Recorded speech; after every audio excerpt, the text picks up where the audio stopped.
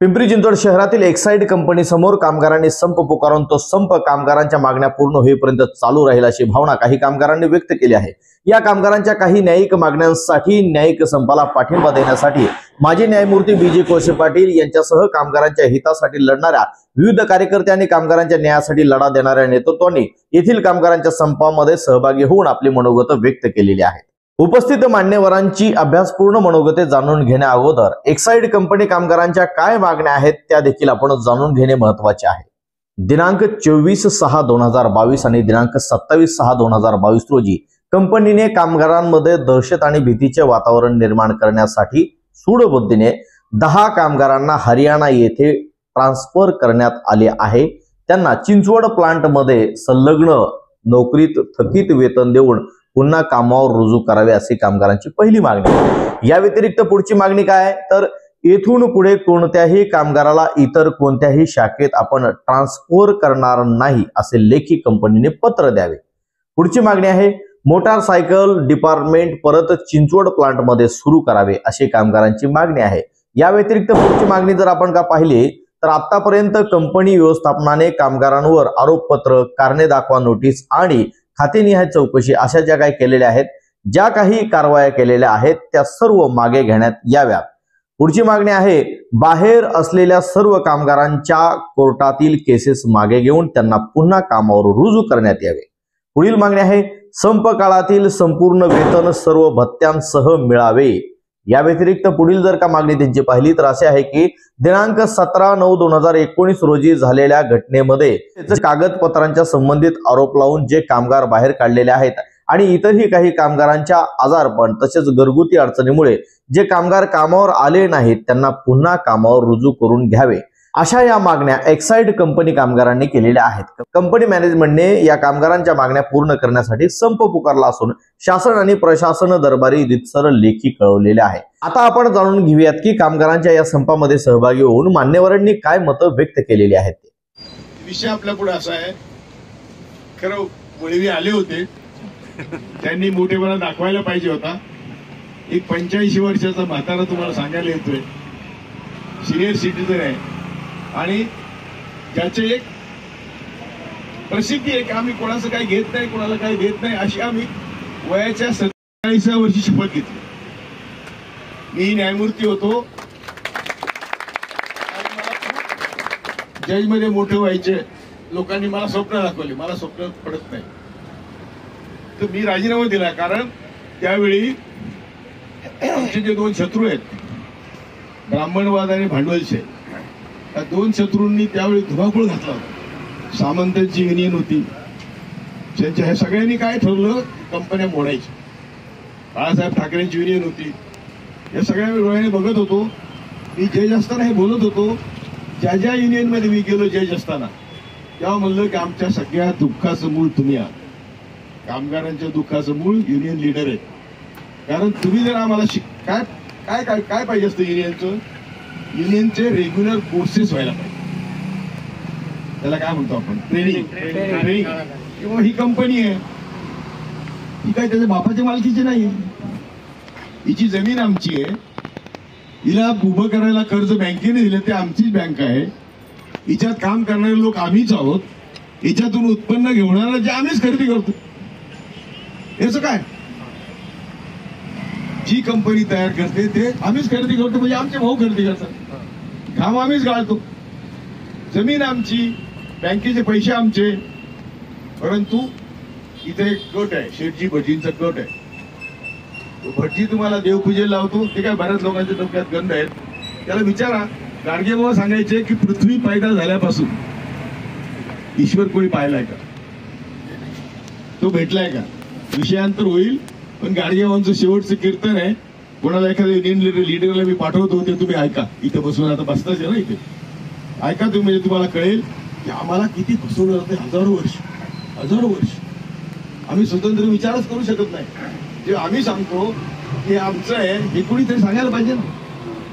Union leaders मी म्हणतो तुम्ही camp घेतले पाहिजे, कॅम्प घेऊन लोकांना समजून सांगितलं पाहिजे। विशेषतः माझ्या बहिणींना विनंती करतो की नका रे, कुठली दिवाळी, कुठल्या सगळ्या देश होळी साजरी करतोय, आज सगळा देश होळी साजरी करतो। नका नवऱ्याला त्रास देऊ आणि नका त्यांना काही सांगू, कारण आम्ही सगळेच जाग्यात आहोत, सुखात कोण नाही आणि सगळे आम्ही पिळले जातोय.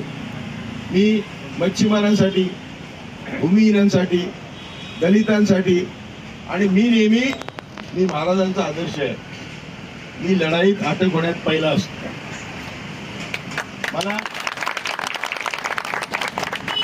मी जेलमध्ये होतो, मी पोलीस कोठडीत होतो, असा एकच न्यायमूर्ती असेल की जो हायकोर्टाचा, की जो पोलीस कोठडीत पण राहिलाय. पोलीस कोठडीत पण राहिले, तिथे याची सोय नाही. होम मिनिस्टर मला फोन करतो की साहेब तुम्ही आजारी पडा, खोटं बोला, आजारी पडा, मी तुम्हाला हॉस्पिटलमध्ये ठेवतो. म्हणलं बाय फूट, मी खोटं बोलणारच नाही, मी आजारी पडलेलं नाही, मी पोलीस कोठडीत राहणार. ते इन्स्पेक्टरला दया यायची, तुम्हाला रात्री साहेब चला रेस्ट हाऊसला तुम्हाला मी आंघोळ घालतो, तुम्हाला काय. तर मी म्हणलं मला करायचीच नाही आंघोळ. 3 दिवस मी बिगर आंघोळीचा, बिगर जेवणाचा पोलीस कोठडीत गेलो. एकूण डास, मी जेव्हा जामिनावर आलो बाहेर, तर माझे डॉक्टर माझे कोचिड काढत होते, कोचिड अंगाने, कारण ते काढले पाहिजे कोचिड, नाही तर तुम्हाला त्रास होईल. मी सांगतो काय एवढ्यासाठी की मी 47 साली घोषणा केली की मी पोलीसला भिणार नाही, मी जेलला भिणार नाही, मी मरणाला भिणार नाही. आता काय वाकडं करणार मग? तेव्हा तुमच्यासाठी जर कोणी मरायचं असेल तर मी पहिल्यांदा, पण त्याला तुमचं संघटन मजबूत पाहिजे. आम्ही काय लढणार? आमच्या लढण्याला काय अर्थ आहे? जर तुम्ही माझ्या मागे नसाल, आमच्या मागे नसाल, तर आम्ही कसे लढणार? म्हणून आम्ही एक प्रयत्न केला होता की सगळ्या युनियन लिडर्सला घेऊन आम्ही बसलो, सगळ्या युनियन. मला तर म्हणलं काहीच इंटरेस्ट नाही, या लोकांना विचारा, यांची काय वर्गणी घेतो आम्ही, त्यांचा फोनच आलाय का विचारतोय, आम्ही काय विचारतो? तुमचं तुम्ही सुखी राहा. यांच्या घरची गाय होती, तर ते मला गाईचं तूप आवडतं म्हणून आता कोणी आणून देऊ नका, मी तूप सोडलं का हे मला गाईचं तूप घेऊन यायचे. तर प्रश्न असा आहे, तुम्ही आम्हाला काय देणार? तुमच्याकडून आम्ही काय अपेक्षा करायची? इथे लढाई कशी आहे? श्रमिक विरुद्ध भांडवल, ही सगळी भांडवळ आहे. तुम्हाला देवपूजा सांगून देव पावेल म्हणणारे पण भांडवळ आहे. सगळ्या भांडवळांच्या विरुद्ध आमचा लढा आहे. हा लढा असा तुमच्या युनियन पुरता लढा नाहीये. या लढ्याचा सगळ्यांनी विचार केला पाहिजे. म्हणून कामगारांचे ट्रेनिंग होणं आवश्यक. की कामगार युनियनने जर पहिल्यापासून ट्रेड युनियनने कामगारांना ट्रेंड केलं असतं तर भारतात प्रगती झाली असती. तो मी तुम्हाला व्हिडिओ दाखवतो की आमच्या देशा इतका श्रीमंत देश जगात कुठलाच नाही, जगात कुठला नाही. म्हणजे इतका सूर्यप्रकाश, इतकी हवा, इतकं नद्या, इतकं पाणी, इतके खनिज, इतकी म्हणजे आमच्या देशामध्ये काहीच कमी नाही. आता मी एका अर्थशास्त्रज्ञाचा व्हिडिओ टाकलेला आहे. तो म्हणतो की आमची इकॉनॉमी जगात नंबर 1 ची झाली असती. हे सगळे असे बदमाश आणि तुमचे सगळे ट्रेड युनियनवाले तुम्हाला खरं सांगत नाही. त्यामुळं देशाला खरं काय कळतच नाही. मोदीने गेल्या 11 वर्षात तुम्हाला फक्त डिटेल लावली. समजा तुम्ही एक संसार करा, तुम्ही एक कुटुंबाचे प्रमुख आहात, तर तुम्ही कुटुंबाचे प्रमुख असताना जो काही तुमच्यावर कर्जाचा बोजा तो तुम्ही कमी करायला पाहिजे का वाढवायला पाहिजे? मोदीने देशावर तिप्पट कर्ज वाढवलं, 3 पट. 54 लाख कोटी होतं, 254 लाख कोटी कर्ज आहे. काय केलं कर्जाचं? काही नवीन हॉस्पिटल बांधले, काही नवीन कॉलेजेस काढले, काही नवीन धरणं बांधली. ही सगळी मोदी येण्यापूर्वीचा विकास आहे देशाचा. मोदीने सार्वजनिक उद्योग विकले का? तर ते सार्वजनिक उद्योग फायद्यात नाही. का फायद्यात नाही? सार्वजनिक उद्योगाची जमीन सरकारचीच, सार्वजनिक उद्योगाचे पैसे, मशिनरी कंपनी आमच्या, बँकेच्याच पैशाची. सार्वजनिक उद्योग ज्यात तयार होतात, कामगार आमचेच, आणि त्यातून तयार होणारा माल आम्हीच घेतो. ते तोट्यात आणि हे फायद्यात कसे? यांची सरकार लाच खात, यांची सरकार लाच खातं. याचे तुमची ट्रेड युनियनवाले लाच खातात आणि तुम्हाला अंधारात ठेवतात. तेव्हा आमची तळमळ काय आहे? मी का आलो यांच्याबरोबर? ते म्हणले साहेब, त्यांनी सांगितलं होतं लेख, पण त्यांनी सांगितला, उल्लेख केला, साहेब कोणीतरी प्रामाणिक मोर्चात पडला पाहिजे. म्हणून आम्ही पडलो. ती युनियन आम्ही स्थापन केली. मालकाला अजून भेटलो नाही तरी मालक यांना काय सांगतो, कोळशे पाटलांना सोडा, कारण खोटं काही चालत नाही. किंवा आम्ही त्यांना कसं सोडू, ते जर आम्हाला नमडा मागत नाहीत, तुम्हाला भेटत नाहीत, तुमच्याशी बोलत नाहीत, तर आम्ही त्यांना का सोडू. जे दिवशी हे मला सोडतील त्या दिवशी हे मेले, त्यांना माहिती. त्यामुळे आमचा प्रश्न असा आहे की आम्हाला मान्यता नाही, प्रामाणिक माणसाला मान्यता नसते.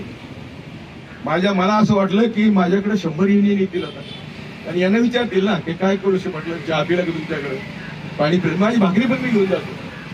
मीटिंग यांच्या मीटिंगला सुद्धा आम्ही कुठेतरी मंगल कार्यालयात मीटिंग घेतो आणि तिथे आम्ही माझी भाकरी टेजवर, त्यांची भाकरी आम्ही सोडून खातो. आणि अशा सगळ्या आंदोलनात मी तेच केलेले. की आंदोलनं मी अशी नाही केली, ते लोक विचारायचे, ते पत्रकार माझे शत्रू ते विचारायचे ना आंदोलन त्याला, कोळशी पाटलाला काय दिलं, त्याने येण्याचं भाडं दिलं का. आता हा मला म्हणलं तर गाडी पाठवतो, हा पण माझ्या माग असा लागतो ना, रात्रीनं सूट होतो मला झोपून, रात्री पण होतो. मी गपरे भरत नाही म्हणतो तुमच्याशिवाय कोण नाही, तर गाडी पाठवतो. म्हणलं कशाला गाडी पाठवतो, माझी गाडी आहे, ड्रायव्हर आहे, माझा भावासारखा मित्र आहे माझा ड्रायव्हर, म्हणजे ड्रायव्हर नाही, हा माझा ड्रायव्हर होता. मी प्रत्येक ड्रायव्हरला वकील केलेलं आणि त्याला वकिली करायला लावलेली. माझं प्रत्येक हायकोर्टातला पी असेल, डिस्ट्रिक्ट कोर्टाचा पी असेल, सगळ्यांना मी वकील केलं. कोणी जज आहे, कोणी सरकारी वकील आहे, ते लाखो रुपये कमवतात, पण मी त्यांनी भेटावं अशी पण व्यवस्था मला अपेक्षा नाही. माझं कामच आहे ते. मी स्वतः शेतमजूर होतो, मला 36 पैसे रोज होता, माझ्या वडिलांना 88 पैसे रोज होता आणि माझ्या आईला 62 पैसे रोज. हे 50 ते 56 ची गोष्ट आहे. मी आता 85-84 वर्ष मी आता आहे, त्यामुळे मला ही ताकद आहे. आम्ही त्यावेळेस काय खाल्लं तर घास खातात बैलांना त्याचे कोवळे शेंडे खाल्ले. आमचे डॉक्टर म्हणतात तीच तर तुमची ताकद आहे. तुम्ही जर आमच्यासारखे वरण भात तूप खाऊन बसले असते तर तुम्ही लवकर संपले असते. आता मुद्दा काय, तुम्ही यांचं जसं आयुष्य बोनस आहे तसं मी शेतमजूरच होतो, माझं सगळं आयुष्य बोनस आहे तुमच्यासाठीच आहे. परंतु आम्हाला तुमच्याशी न जोडून देण्याची व्यवस्था, आमचं तुम्ही ऐकू नये अशी व्यवस्था आहे आणि त्यामुळं आम्ही तुमच्यापासून वेगळे राहतो. सांगतात कोळशे पाटील फार मोठा माणूस आहे, तू कोणाला भेटत नाही. अरे मी भेटत नाही कसं, मी सगळ्यांना भेटतो, मुद्दाम यांना भेटतो. कोणालाही रात्री कोणाचा यांनी काल फोन केला तर मी ट्रेन मध्ये होतो, आपल्याला इथे जायचं उद्या, तर तुम्ही मध्ये जायलाच पाहिजे, कारण कायद्याचं ज्ञान यांना आहे आणि 2 नंबरला भरतला आहे, मला नाही. त्यामुळे मी यांच्या दोघांनाच अवलंबून आहे. मी कायद्याचा आता कशाला अभ्यास करू यावेळेस, हे सांगतील ते मी सांगत जरी तुमच्याकडे आलो असतो आता, तुम्ही मस्केना फोन केला असता किंवा वकील साहेब काय बोलायचं यांच्याशी, ते मला सांगणार. तसे आमचे कामगारांना आम्ही सांगतो मालकाशी काय बोलायचं. आम्ही मालकाकडे जात नाही, हे कामगार ते जातात. तेच आता सफारीचे सगळे करार त्यांनीच केले, आम्हाला त्यांनी दाखवलं, फक्त ड्राफ्ट दाखवलं. आणि 3 करारात 6,000वरून डायरेक्ट ते आता 32,000वर आलेले. नुसतं तसं नाही, ते 6,000 पण जनावरांचं जीवन होतं, संरक्षण काहीच नव्हतं. आणि ते मी सांगितले कंत्राटी कामगार, त्याच्यावर आम्ही खूप आंदोलन केले. परंतु सध्या देश फक्त भांडवलदारांच्या ताब्यात आहे. मोदी, सध्या अदानी, अंबानी आणि मोदीचा कारभार ते चालवत, आज दुसरं कोणी चालवत, आणि ते चालवत असल्यामुळं सगळा देश मोदी आणि अंबानीला विकत दिलेला आहे. म्हणून ह्या सगळ्या कारखान्यांबद्दल मी काय सांगतो, एक दिवस असा येणार आहे, एक दिवस असा येणार आहे की या देशातला हा ब्राह्मणवाद आणि भांडवलशाही जगातली संपणार आहे, पण इथं तो संपणार. वेळ लागेल, 100 वर्ष लागतील, 200 वर्ष लागतील. परंतु जे हे म्हणतात ना की लांब विचार केला पाहिजे, म्हणून मी सांगतो कंपनी आपली, कंपनीला त्रास द्यायचा नाही, त्यांच्याशी भांडण करायचं नाही. वळवी का दळवी कोण आहेत ते पण आपले, त्यांना सध्या तुमचं शोषणातून पैसे मिळतात. त्यांचा जो पगार आहे तो तुमच्या शोषणातून मिळतोय. ते पैसे सुद्धा त्यांना एका दिवशी त्यांच्या अंगावर उठणार आहे. असं बघितलं की जे जे अशा मार्गाने पैसे कमवत होते ते सडून मेलेले, सडून अजिबात आम्हाला एसटी स्टँडवर झोप येते.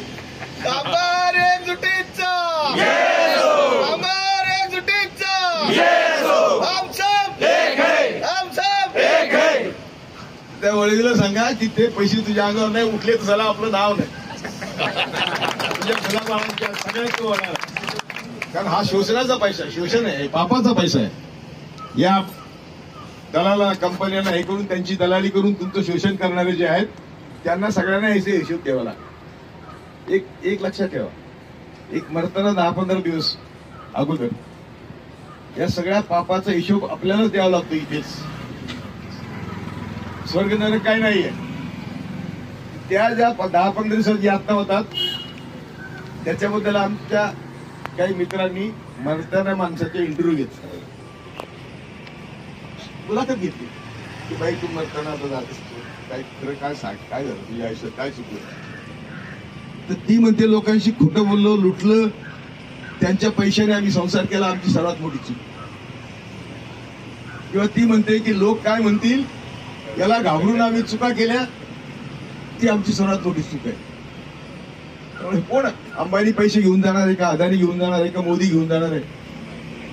हे सगळे शेवटच्या 10-15 दिवसात असे सडून सडून कुडतडून बनणार. आपल्याला चांगलं मरण पाहिजे का नाही, प्रत्येकाला मरण पाहिजे. येतच आहे. गाडगेबा म्हणायचे बाबा तू एवढा खोटं बोलतोस, मरणार का नाही. मी पण लोकांना सांगतो की तुमचे एअर कंडिशन घरं आहेत, आम्ही रस्त्यावर मुंबईत फिरतोय, तुम्ही मरणार का नाही. एअर कंडिशन घरं आहेत, एअर कंडिशन गाड्या आहेत, तुम्हाला सगळं आहे, पण तुम्ही मरणार का नाही. तर मरणार. म्हणजे तुम्ही घरात सोडून मरणार, आम्ही रस्त्यावर लढून मरणार. हा फरक आहे. तो जो आनंद आहे तो आम्हाला सोडायचा नाही. मला दररोज धमक्या येतात कारण मी एका भयंकर प्रबळ शक्तीविरुद्ध लढतो. त्या शक्तीने माझी अशी व्यवस्था केली, कोर्टात वगैरे सगळीकडे आम्हाला कोळशे पाटलांना मारायचं असं आरोपीचे कन्फ्युजन आहेत. पण अजूनही ते मारत नाहीत, तोपर्यंत मला काम केलंच पाहिजे. केवळ ते मारतील म्हणून मी घरात बसलो तर मी पण सोडून मारतो. तर अशा परिस्थितीमध्ये आम्ही तुमच्याकडे आलेलो आहोत. परत मी आणलं म्हणा, मस्के साहेबांमुळे आलो म्हणा, शेवटी आलो ते तुमच्या कल्याणासाठी. आम्हाला कोणी भेटूच शकत नाही. आम्हाला मी कधी एवढी आंदोलनं केली, मी कधीही मुख्यमंत्र्याला, पंतप्रधानाला कोणाला भेटलो नाही. लोक म्हणायचे हे मोठे मोठे आंदोलक, एका बाईचं फार मोठं नाव आहे आंदोलनात. ती म्हणलंय की आपल्याला असं बसून किती दिवस चालेल. आम्ही एका कंपनीचं काम 2 वर्ष, एन्ड्रॉनचा उल्लेख केला, 2 वर्ष आम्ही ते काम बंद ठेवलं. त्यांची वीज तोडली, त्यांचं पाणी तोडलं, त्यांचे रस्ते बंद केले आणि कोर्टात माझ्यावर खटले बनवण्यात मी लेखी अर्ज दिला आहे की मी देशाच्या हितासाठी अर्ज केलेला आहे, मला काय शिक्षा करायची ती करा. कोर्टात अर्ज केले, त्या कोर्टाने मला अजून शिक्षा केलेली नाही. अर्ज कोर्टात आहेत, जाऊन कोणी बघा. सांगण्याचा उद्देश असा आहे की असं केल्याशिवाय, अशी तुम्ही हिंमत दाखवल्याशिवाय जो डरताय ना वो हर दिन मरताय. दररोज मारायचं की एकदा मारायचं तुम्ही ठरवा. आणि बहिणींची ताकद फार मोठी असते. आमची सगळी आंदोलनं आम्ही फक्त बहिणींच्या जीवावर जिंकलेली, फक्त बहिणी. घरातली मुलं, बाळं, जनावर सगळे आंदोलनात घेऊन यायचे, घाबरायचं नाही. नाहीतरी आपण आता हे म्हणले तर आपण काय या कंपनीसाठी जन्मलो काय, किंवा गुलगुलीत गाण्यासाठी जन्मलो काय. आपल्याला आई वडिलांनी जन्म घातलाय, तो जन्म असा वाया घालवायचा. आता जेवढं माझ्याकडून सांगितलं ते तुम्ही विसरून जा. इथून पुढे मी तुमच्यासाठी काय करतोय हे तुम्ही बघा. जो मागचा इतिहास सांगतो समजायचं की तो संपलेला आहे, तो संपलेला आहे की मी असा होतो, मी कसा होतो, मी तसा होतो, मी असे केलं. तर आज काय करतो हा माझ्या महत्वाचा मुद्दा. आणि ते काय करणार आम्ही, मस्के साहेब, मी आहे, भरत आहे, आता असे चांगले तरुण लीडर भेटलेले आहेत. आम्ही सर्वांच्या मदतीने तुम्हाला न्याय मिळवून देणार. सर्वात महत्वाची हमारी युनियन हा ना बे ताकद, याचा अर्थ कळतो का? याचा अर्थ कळतो का की आमची वज्रमुठ आहे.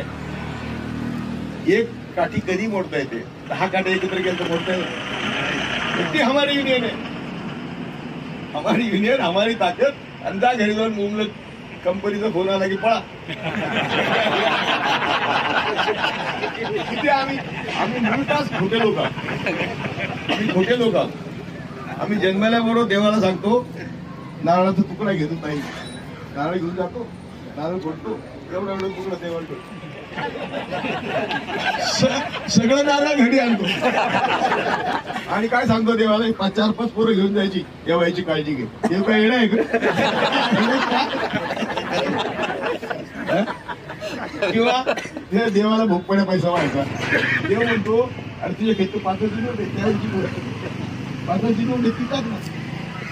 ज्या देवाने आमचा जन्म, असं तुमची कल्पना आहे, पृथ्वी निर्माण केली, म्हणजे जर देवाने सगळं काय आम्हाला दिलंय तर त्याला तुम्ही शेवडे कोण द्यावा ना? काय द्यायचं देवाला? कारण आहे तिथे देवळात देव नसतो, देवळात भटाचं पोट असतो. देवळात हे गाडी जेव्हा सांगायची, तुम्ही जर आता माझ्या फेसबुक वाचायला सुरुवात करा, तुम्ही वेडे व्हाल की आम्हाला आतापर्यंत कसं वेडे ठेवले जगात. तेव्हा देव तुमच्या सेवेत आहे. आम्हाला देव जो पावतो ते तुमच्यामुळे पावतो. आम्हाला देव काही कबूल नाही. याचा अर्थ आम्हाला माज आहे असं नाही. आम्ही गरिबांच्या सेवेसाठी रस्ते अडवले, जेलमध्ये गेलोय, जे काही केलं ते माझ्यासाठी नाही केलं. आणि जे मी करणार आहे तुम्हाला लिहून दे. मी राजीनामा दिला तेव्हा सांगितलं मी 47व्या वर्षी जजशिप सोडली, पुणे 47व्या वर्षी. आता मी 84 वर्षाचं. तेव्हापासून मी काम करतो. किती वर्ष झाले आणि काय काम करतो? तर मी पोलिसला गेलो नाही, मरणाला गेलो नाही, जेलला गेलो नाही, जेलमध्ये गेलो, मरणाच्या खुणाच्या दररोज आता सुद्धा घरी जायचं धमकी येतात. तू द्या, तुम्ही ते रेकॉर्ड करून देतो, मी रेकॉर्ड करतोय. का काय करायचं तिथे? मला तर मरायची भीतीच नाही तर मला काय तुम्ही करणार? मग हे सगळं कशाकरता करायचं? ते माझं उरलेलं आयुष्य या देशातल्या गोरगरिबांसाठी खर्च व्हावं एवढीच. यातून तुम्ही काय ओळखायचं ते ओळखा. यांनी स्तुती केली म्हणून मला चांगलं म्हणू नका, कुणी शिवाय दिला म्हणून मला वाईट म्हणू नका. मी तुमच्या खांद्याला खांदा लावून तुमच्या प्रश्नावर लढणार, एवढं तुम्हाला आश्वासन देतो. तुमचा सख्खा भाऊ लढणार नाही, तुमचा बाप लढणार नाही, कदाचित तुमची बायको पण लढणार नाही. मी तुझ्यासाठी लढणार. यात काय ओळखायचं ते ओळख. जय भारत, जय संविधान, जय शिवराय, जय भीमराय.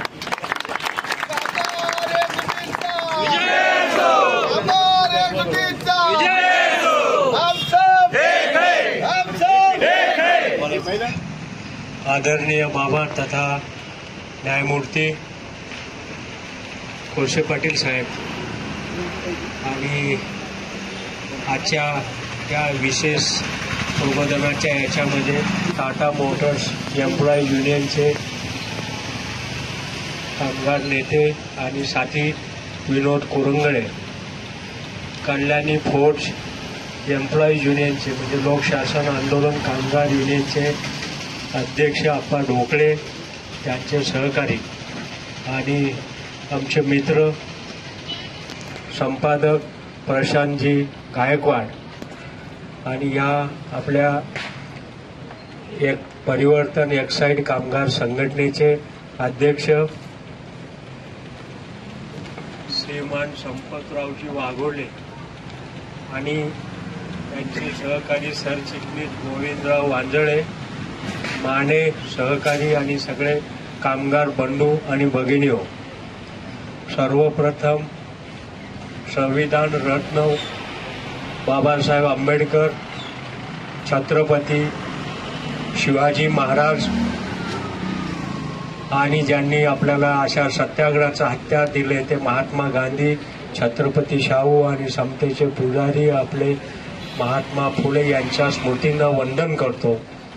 आणि विशेष आपण पण लक्षात ठेवा, एक फोटो जरूर लावा. नारायण मेघाजी लोखंडे ज्यांनी आपल्याला ह्या आजचे अधिकार दिलेत, नाही तर बसायला सुद्धा शक्य नव्हतं. या सर्वांच्या स्मृतींना आणि विचाराला अभिवादन करतो.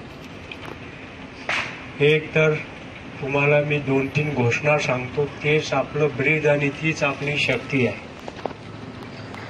हमारी युनियन हमारी ताकद. काय? हमारी युनियन हमारी ताकद. हमारी युनियन हमारी ताकद. हमारी युनियन हमारी ताकद. हमारी युनियन हमारी ताकद. मी म्हणेन हम सब एक आहे, कारण एकजुटीचा नारा असला तरच, नाहीतर मिठाचे खडे आणि भातातले खडे भरपूर असतात. लक्षात आलं?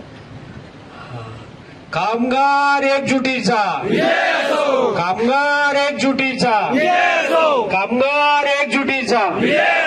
हम सब एक है, हम सब एक है, हम सब एक है, हम सब एक है. हे बघा बंधू, मला माहिती आहे तुम्ही आता ह्या संघर्षाच्या आणि ह्या एका वळणावर आहात. आज जवळपास माझ्या माहितीने 57वा दिवस आहे. किती आहे? 55वा दिवस आहे. त्यामुळे या संघर्षाच्या ह्याच्यामध्ये लक्षात घ्या की आपण मध्यात आहोत. इकडे आड आणि तिकडे वीर अशी आपली सगळ्यांची भावना आहे, असं तुमच्या कामगार पुढाऱ्यांकडून प्रतिनिधित्व मला समजलेलं आहे. पण तुम्हाला सांगतो, अशा अनेक वळणं आयुष्यात असतात, परंतु तुम्ही संघर्षाच्या याच्यामध्ये चांगल्या आणि वाईट, सत्य आणि असत्य कुणाच्या बाजूने आहात हे पहिले आपल्याला विचार करा आणि त्या बाजूने राहा. मला माहिती आहे त्यांनी सांगितलं 3-3.5 वर्षामध्ये, आणि विशेष म्हणजे या काळामध्ये अनेक कामगार संघटनेचे माझ्यासारखे प्रतिनिधी करणारे दलाल तुमच्याकडे येऊन गेलेले आहेत. लक्षात ठेवा, मी दलाल मानतो, दुकानदारी मानली आहे. आणि या दलालांना तुम्ही बाजूला सारलंय म्हणून तुम्हाला ही लढाई जास्त संघर्षाची हे समजून घ्या.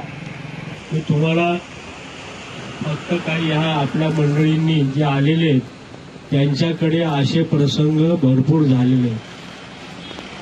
ते त्यांनी वेळेमुळे आणि साहेबांना बोलण्यासाठी त्यांच्या नेहमीच्या सवयीप्रमाणे, कारण आपण ऐकायला उत्सुक असतो साहेबांचे, आणि म्हणून त्यांनी फार थोडक्यात सांगितलं. जे आप्पा ढोकळे आणि हे कल्याणीचे जे कामगार आलेले आहेत, नेते कार्यकर्ते, 85 दिवस संप केलेला आहे. काय? तुमचा आता 55 आहे, म्हणून मी मध्यात म्हटलं. बरोबर आहे, पण आज सन्मानाने. पण 85 दिवस काम केल्यानंतर, संप केल्यानंतर एकही कामगाराची नोकरी गेलेली नाही. ते सांगायचं विसरले. उलट पक्षी त्यांनी त्या आंदोलनात 3 कामगार हे प्रोबेशन मध्ये होते, त्यांनाही 85व्या दिवशी परमनंटची ऑर्डर घेतली, मगच गेले. आणि इतिहासात कॉम्रेड शिंदे, लक्षात ठेवा, इतिहासात नोंद घ्यावी असा संप आहे. एकालाही कारणे दाखवा नोटीस नाही, एकालाही चार्जशीट नाही, एकालाही सस्पेंड नाही, एकही शिक्षा नाही, काहीच कागद नाही, असा संप आदरणीय न्यायमूर्ती पी.जी. कोळसे पाटील साहेबांच्या सल्ल्यातून झालेला आहे. आणि म्हणून भरतजी शिंदे यांनी म्हटलं की न्यायमूर्ती साहेब इथे आले म्हणजे तुमच्या संपाचं यशस्वी रस्त्याकडे मार्गदर्शन हे मी मानतो, हे खरं. तुम्हाला दुसरं सांगतो, तुम्हाला माहिती असेल, हे तर संघटनेचं सांगितलंच, तो करार केला 86व्या दिवशी करार केला वेतन वाढीचा, आणि मगच हात पाऊल टाकलं. लक्षात ठेवा, नाहीतर मॅनेजमेंट नेहमी म्हणते तुम्ही रुजू व्हा, पुढच्या काही दिवसात आपण करार करू, पण तसं नाही. पहिले करारावर सह्या केल्या आणि मग आत गेलेत. लक्षात ठेवा. म्हणून आपण योग्य दिशेने आहात. पण आपली दिशा भरकवणारे अनेक आपल्याकडे शेजारी दुकानदारी मांडलेले लोक असतात, आपले सहकारी असतात. आपण ते ओळखले पाहिजे. लक्षात ठेवा. मी नाव घेत नाही कारण त्यांचं मोठेपण होतं आणि मग आपण उगीच त्यांना. पण तुम्हाला अनुभव आहे, जे आपले नोकरी वाचवत नाही, आपल्या कामगारांचे युनियन सभासदांची नोकरी वाचवत नाही, ते आपले कसले? कारण हा सरळ एक मोजमाप आहे. याच्यापेक्षा अजून काय? ठीक आहे, उशिरा मिळेल पण आपल्या बरोबर असले पाहिजे, आपल्या लढाईत असले पाहिजे. हे आहेत तर ते आपल्याला कामगार पुढारी आणि कामगार कार्यकर्ता मी मानतो. नाहीतर या सगळ्यांना दलाल म्हणतो मी. लक्षात ठेवा. आणि अशा दलालांना मी सांगतो, तुम्हाला काही भरल्या ताटात तूप घालता नाही आलं तर नका घालू. आम्ही अपेक्षा पण करत नाही. पण तुम्ही खडे बनू नका आमच्या ताटामध्ये टाकण्यासाठी. एवढंच तुम्हाला या दलालांना माझं आव्हान आहे. दुसरं तुम्हाला सांगतो, न्यायमूर्ती साहेबांचे अनेक लढे आहेत. एक लढा सांगितला आणि बाकीचे मग अपयशस्वी असतील असे पण सांगणारे लोक आहेत. तुमच्या शेजारी शिंदेवाडीला डाऊ केमिकल इंडस्ट्री आली होती, माहिती का? कुठे आहे ती आता? आहे का कागदावर? नाही. त्या डाऊ कंपनी त्याचं केमिकल इथलं नदीचं पर्यावरण आणि हे सगळं खराब होणार होतं. आणि न्यायमूर्ती साहेबांना तिथल्या सरपंच आणि कार्यकर्त्यांनी सांगितलं, साहेब तुम्ही या लढ्यात या. आणि तर साहेबांनी त्या लढ्याला सुद्धा ती डाऊ कंपनी घालून लावलेली आहे इथून. कारण नाही तर आपल्याला सगळं विषच प्यावं लागलं असतं पाण्यातून. आपण नंतर एनरॉन कंपनी तुम्हाला माहिती आहे. तुम्हाला काय सांगायचं, त्यांनी ज्याच्यात भाग घेतात. दुसरं आपल्या क्षेत्रातला असलं म्हणून सांगतो, रिलायन्स जगातला मोठा उद्योगपती, भारतातला तर एक नंबर आहे, जगातल्या 5 लोकांपैकी आहे तो अंबानी. त्याची रिलायन्स इंडस्ट्री तिथे सुद्धा साहेबांच्या नेतृत्वाखाली 136 दिवस संप झाला. लक्षात ठेवा. आणि मागणी काय होती? 90 सालापासून त्यांनी जी सरकारने, कारण रिलायन्स कंपनी ही पूर्वी सरकारची होती, त्या कंपनी म्हणजे गॅस कंपनी, तिथल्या कंपनीला घेण्यासाठी सरकारने जमिनी घेतल्या ताब्यात आणि त्यांना लिहून दिलं तिथल्या लोकांना की तुम्हाला आम्ही ह्या कंपनीत नोकऱ्या देऊ, अनुकंपा देतो ज्यांच्या जमिनी घेऊ. आणि त्यांना ही कंपनी रिलायन्सने जमिनी अक्वायर केल्या, हडप केल्या सरकारच्या नावाने आणि दिल्या रिलायन्सच्या तोंडी. आणि म्हणून रिलायन्स कंपनीने सुद्धा ते बंधनकारक आहे, त्या लोकांना नोकऱ्या दिल्या पाहिजे. त्याच्यासाठीचा लढा त्या लोकांनी, अनेक असे काही दलाल येत होते, त्यांचे 20 वर्ष त्या लढ्याला काही टोक मिळणार. शेवटी न्यायमूर्ती साहेबांनी तिथे लढा दिला 135 दिवस त्यांच्या कार्यकर्त्यांनी. आणि जिल्हाधिकारी चौधरी म्हणून मॅडम होत्या, त्यांनी शेवटी लिहून दिलेले आहे की हे अनुकंपा 506 कुटुंबातल्या लोकांना ह्या रिलायन्स कंपनीने सुद्धा काम दिलं पाहिजे, नोकरी दिली पाहिजे. अशा तडजोड झाली. लक्षात ठेवा. संप हा न्यायाच्या बाजूने, सत्याच्या बाजूने असेल तर तुम्हाला चिंता करण्याची गरज नाही. आपण स्वतः विचारायचं, आपण काही चूक करतोय का? जर तुम्हाला असं वाटतं, कोणी पण सांगा, जे आपल्यातले काही बिचारे सहकारी काही दबावाला बळी पडले, काही प्रलोभनाला बळी पडले किंवा घरातल्या अडचणीला बळी पडले आणि त्यांनी थोडीशी खिंडार करून मालकाला आणि निशिकांत वळवी साहेब आणि त्यांच्या सहकार्यांना थोडीशी साथ दिली. बरोबर ना? एक 5-7 आहे. आणि म्हणून आपल्यामध्ये थोडीशी चलबिचल झाली. तुम्हाला माहिती आहे, मिठाचा खडा टाकला तर सगळं दूध नासायला लागतं, पण साखर टाकली तर त्याचा गोडवा थोडासाच असतो, जास्त वेळ. याच्यातला फरक समजून घ्या. तुम्हाला मीठ बनायचं आहे का साखर बनायची? बरोबर? मग थोडा संघर्ष, संयम, धीर हा आपल्या अंगी असला पाहिजे. कारण तुम्हाला सांगतो, तुम्ही 25 ऑगस्टला म्हणजे 8 ऑगस्टला पहिली नोटीस दिली, बरोबर? 25 ऑगस्टला आम्ही संप करणार आहोत. 14 दिवस आधी नोटीस दिली होती ना त्यांना? मग जर संप त्यांना असं वाटत असेल की हा मिटवला पाहिजे तर 14 दिवसात चर्चा करून संपू शकले असता ना. पण मालकाला ते नाही. तर काय म्हणतात ते बेकायदेशीर आहे, बरोबर ना. असं सांगतात ना का नाही सांगत. मग त्यांना म्हणा जर आम्ही बेकायदेशीर बसलोय तर कोणत्या न्यायालयात का जात नाही. कंपनीला जर असं वाटतं की आम्ही बेकायदेशीर संप केला आहे तर त्यांचे वळवी साहेबांनी सगळ्यांना माझं आव्हान आहे, ऐकत असतील तर बघा. आम्ही कोर्टापुढे तर सांगितलंच जे आहे होते की जर आम्ही बेकायदेशीर केलं तर आम्हाला दाखवून द्या ना कोणत्या कलमानुसार आम्ही बेकायदेशीर केलेले.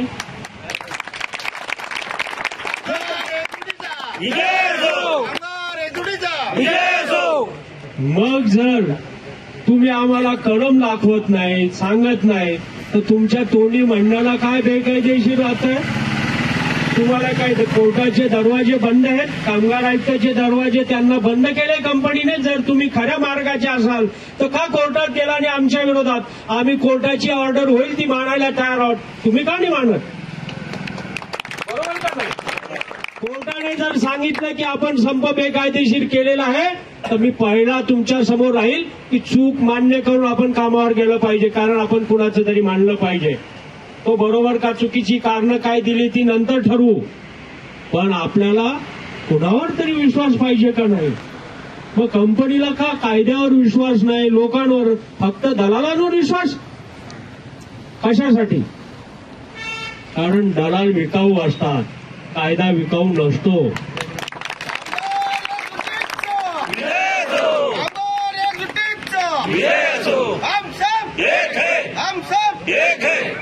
म्हणून भावांनो साथ्यो, मी काही कामगार पुढारी नाही, पण काही मोजक्या नाही एकमेव न्यायमूर्ती साहेब जिथे असतील तिथे मी आहे. तरच मी कंपनीच्या गेटवर येतो. मी काही व्यवस्थापनाला शिव्या घालायला येत नाही, नाहीतर शिव्या घालायला येणारी माणसं ती दलाल असतात. कारण असं इथं तुम्हाला सांगायचं आणि आज जाऊन पाकिटं घ्यायचे, काही संबंध नाही. आम्ही जे सांगू ते तुमच्या बरोबर असू, लक्षात ठेवा. चूक असेल तर चुकी बरोबर, सत्य असेल तर सत्य. पण तुम्हाला बुद्धांचा एक दुवा सांगून ठेवतो, गढूळ पाण्यामध्ये तुमचा चेहरा दिसत नाही. प्रयोग करून बघा कुठं पण, म्हणजे हे काय मी सांगतो असं नाही, तुम्ही पण प्रयोग करायचे. पण जर तेच शांत पाणी त्याच्यातही घाण असते, पण शांत झाल्यानंतर त्याच्यामध्ये तुमचा चेहरा दिसतो का नाही. कारण सत्य असंच आहे, सत्य असंच आहे. ते थोडं संयम, ते असं काही उकळत्या पाण्यासारखं गळगळत येत नाही. सत्य शांतपणे त्याच्या तत्वाने, आणि तुमचा संप हा सत्याचा संप आहे. संविधान जर संप त्यांना असं वाटत असेल की हा मिटवला पाहिजे तर 14 दिवसात चर्चा करून संपू शकले असता ना. पण मालकाला ते नाही. तर काय म्हणतात ते बेकायदेशीर आहे, बरोबर ना. असं सांगतात ना का नाही सांगत. मग त्यांना म्हणा जर आम्ही बेकायदेशीर बसलोय तर कोणत्या न्यायालयात का जात नाही. कंपनीला जर असं वाटतं की आम्ही बेकायदेशीर संप केला आहे तर त्यांचे वळवी साहेबांनी सगळ्यांना माझं आव्हान आहे, ऐकत असतील तर बघा. आम्ही कोर्टापुढे तर सांगितलंच जे आहे होते की जर आम्ही बेकायदेशीर केलं तर आम्हाला दाखवून द्या ना कोणत्या कलमानुसार आम्ही बेकायदेशीर केलेले.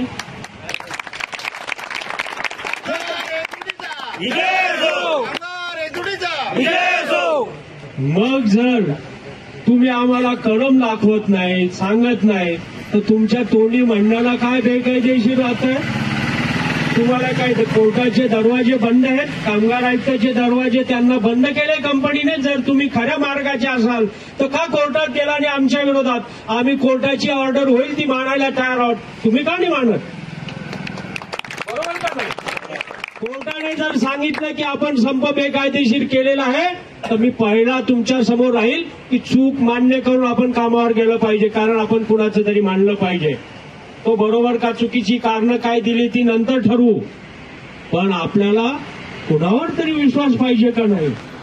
मग कंपनीला का कायद्यावर विश्वास नाही, लोकांवर फक्त दलालांवर विश्वास कशासाठी? कारण दलाल विकाऊ असतात, कायदा विकाऊ नसतो.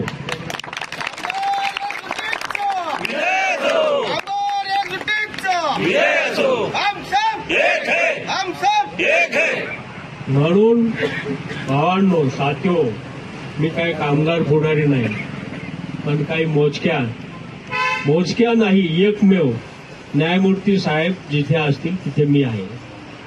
तरच मी कंपनीच्या गेटवर येतो. मी काही व्यवस्थापनाला शिव्या घालायला येत नाही, नाहीतर शिव्या घालायला येणारी माणसं ती दलाल असतात. कारण असं, इथं तुम्हाला सांगायचं आणि आज जाऊन पाकिटं घ्यायचे, काही संबंध नाही. आम्ही जे सांगू ते तुमच्या बरोबर असू, लक्षात ठेवा. चूक असेल तर चुकी बरोबर, सत्य असेल तर सत्य. पण तुम्हाला बुद्धांचा एक दुवा सांगून ठेवतो, गढूळ पाण्यामध्ये तुमचा चेहरा दिसत नाही. प्रयोग करून बघा कुठं पण, म्हणजे हे काय मी सांगतो असं नाही, तुम्ही पण प्रयोग करायचे. पण जर तेच शांत पाणी, त्याच्यातही घाण असते, पण शांत झाल्यानंतर त्याच्यामध्ये तुमचा चेहरा दिसतो का नाही? कारण सत्य असंच आहे, सत्य असंच आहे. ते थोडं संयम, ते असं काही उकळत्या पाण्यासारखं गळगळत येत नाही. सत्य हे शांतपणे त्याच्या तत्वाने, आणि तुमचा संप हा सत्याचा संप आहे, संविधानाचा संप आहे, आणि मला विश्वास आहे त्याच्यात न्याय मिळाल्याशिवाय राहणार नाही. आणि म्हणून जे जातील ते उडणारे पक्षी पण आपले, लक्षात ठेवा. शत्रुत्व अजिबात नाही. आणि न्यायमूर्ती साहेबांचा तत्वज्ञान आहे, जगातले सगळे कामगार एक आहे. काय? जगातले, केवळ आपल्या एक्साईडचे नाही, पुण्यातले नाही, महाराष्ट्रातले नाही, तर जगातले सगळे कामगार हे एक आहेत, आणि एक व्हा असा त्यांचा नारा आहे. आणि म्हणून ठीक आहे, तुम्हाला थोडंसं 50 फुटापर्यंत दिसतं, ते आत गेलेले त्यांना 10 फुटापर्यंत दिसतं, त्यामुळे त्यांची दृष्टी तेवढीच आहे, त्यांना तेवढंच दिसेल. तुम्हाला लांबचं दिसतं, लांबची दृष्टी आहे. म्हणून तुम्ही रस्त्यावरती योग्य आहात याची खात्री आपण स्वतःला विचारायची. अडचणी आहेत मला माहिती आहे, दिवाळीच्या सणाच्या ठिकाणी या अडचणी आहेत याची मला पूर्ण जाणीव आहे. बोनस नाही दिला. हो, ते सांगतो ना, मी काय सोडणार नाही. मी काय आता, तुम्हाला माहिती आहे, जज सुद्धा सांगतात, मस्के वकील किती वेळ झाले, 7:30 होऊ द्या नाही तर 8 होऊ द्या, जोपर्यंत त्यांच्या हाती होकार येत नाही तोपर्यंत ते नाही म्हणत नाही. कारण हे आपल्या लोकांना माहिती आहे की ज्या दिवशी ऑर्डर आपण घेतली त्या दिवशी 7:30 वाटले होते, त्यांना मला माहिती कोर्टामध्ये सगळे लोक होते. म्हणून मी वेळेचं नाही ठेवत. आपल्याला जे सत्य आहे ते सांगवलंच पाहिजे. ते सांगितलं नाही तर तुम्हाला तरी अज्ञान काय राहील, मग तुम्ही म्हणणार माहितीच नाही. म्हणून मी सांगतो, तर हे आपण खात्री करा. आपला संप बेकायदेशीर तर मुळीच नाही, लिहून देतो, आणि तसं मी लेखी दिलेलं आहे. आणि काय कारण पुढे आहे तर याचं मी वळवी साहेबांना पुन्हा विनंती आणि आवाहन करतो आजच्या निमित्त, की त्यांनी, आम्ही पत्र दिलं, त्यांना सांगितलं, कोर्टाला पण सांगितलं, मान्य न्यायालय साहेब हे बेकायदेशीर काय सांगतात सांगा. कलम 24 वाचून दाखवला, तुम्ही पण वाचून दाखवा इथे, की म्हणजे आपण कुठे आहोत हे कळेल. कोर्टाने पण त्यांच्या वकिलांना सांगितलं, त्यांचे जे प्रतिनिधी बेकायदेशीर आहे हे करण्यासाठी तुम्ही काय केलेलं आहे, काही नाही, फक्त बोलतो म्हणे, आम्ही बोलतो तर ते काही कोर्टापुढे जर तुम्ही कंपनी आहात तर असं बेकायदेशीर, तर असं चालणार नाही. दुसरा भाग, म्हणून संप आपला कसा आहे नक्की. दुसरं, या संपामध्ये ज्यांनी त्याग केलेला आहे, ज्यांनी जीवपणाला लावला आहे, ते पोळ, त्यांचं नाव माझं पहिल्या लक्षात नाही, पण ते शहीद झालेत, लक्षात ठेवा. हार्ट अटॅकने नाही झाले, शहीद झाले. कारण संप 25ला झाला, माणसाला एवढं प्रेशर या व्यवस्थापनात आणि घरच्या अडीअडचणीचं असतं, तेव्हा साहजिक डॉक्टरांना काहीतरी सर्टिफिकेट द्यायचं म्हणून ते हार्ट अटॅकचं कारण दिलं, नाही तर मनुष्यवधाचा गुन्हा कंपनी व्यवस्थापनावर लागला असता. लक्षात ठेवा. हे फार विचित्र आहे, तुम्हाला समजणार नाही. आम्ही दररोज पाहतो हे. हा मनुष्यवधासारखा गुन्हा त्यांच्यावर झाला असता आणि म्हणून त्यांनी, कारण डॉक्टरांना काहीतरी तर कारण द्यावंच लागतं. मेल्यानंतर काय कारण देणार? पण तो शहीद झालाय आपल्या लढ्यासाठी, त्याची स्मृती जागा आणि विचार करा की त्यांनी जर जीव पणाला लावलेला आहे तर आपण मीठ व्हायचं का साखर व्हायचं हे लक्षात ठेवा. मिठासारखे बनू नका, जागा. बरोबर. तर अशा सगळ्याच प्रसंग मला माहिती आहे मला, कारण ह्या जरी माझी उशिरा भेट झाली कॉम्रेड शिंदेंनी, तर तुम्हाला असा मनुष्य मिळालेला आहे, तो दलाल नाही असं सर्टिफिकेट मी देऊ शकतो. कारण असं, संघटना गेली तरी चालेल, पण माझ्यावरचा आणि माझ्या कामगारांवरचा अन्याय थांबला पाहिजे. हे ज्याला सत्य कळलं तो आजही लढा देतोय, यशस्वी लढा देतोय. कुणा दलालाची गरज नाही त्यांना. आणि तुम्हाला सांगतो, शेकडो नोटिसा कंपनीने दिल्या असतील, पण त्यांनी सगळ्या कोर्टाकडून रद्द करून घेतलाय. वकील देऊन नाही, माझ्यासारखा वकील देऊन नाही, स्वतः करून. आणि इथंच नाही, हायकोर्टात सुद्धा त्यांनी जिंकून आलेले आहेत. आणि कंपनीने त्यांचा पगार डिडक्शनचं सुरू केलं होतं. काही ना काही कारण त्रास द्यायचा ना, कारण माणसाला ओढायचं कसं हे ठरलेलं आहे ना त्यांच्याकडे. तर तसं केलं, पण त्यांनी ते सुद्धा एक एक नया पैसा स्वतःला तर मिळवलाच, स्वतःच्या हक्काचा. म्हणजे अशी लालच बिलच नाही, स्वतःच्या हक्काचा, कराराचा. तो म्हणायचा मी काम करतो 10 तास 8 तास, तो दुसरा कामगारही करतो, त्याला जेवढा पगार आहे तेवढा माझा पगार, कामावर माझा पगार आहे. तुम्ही करार कुठल्या युनियन बरोबर करतात याच्याशी मला घेणं नाही, पण मला तो पगार मिळाला पाहिजे. तो म्हटला मी दलाल असलेल्या युनियन बरोबर मी सही करणार नाही त्या करारावर. एकच त्याचं. शेवटी त्याला न्याय मिळाला आणि त्याने केलंय. फार लढाई करत होतो, तुमच्या बरोबर आहे. त्यामुळे तुम्ही त्याची चिंता करण्याची गरज नाही. लक्षात आलं? अजिबात चिंता करण्याची गरज नाही, ते तुमच्या बरोबर आहेत. आता आपले जे प्रश्न आहेत, काय झालं, काय प्रॉब्लेम आहे का त्यांना? काय नाही, तुम्ही कशाला अजिबात हे करू नका.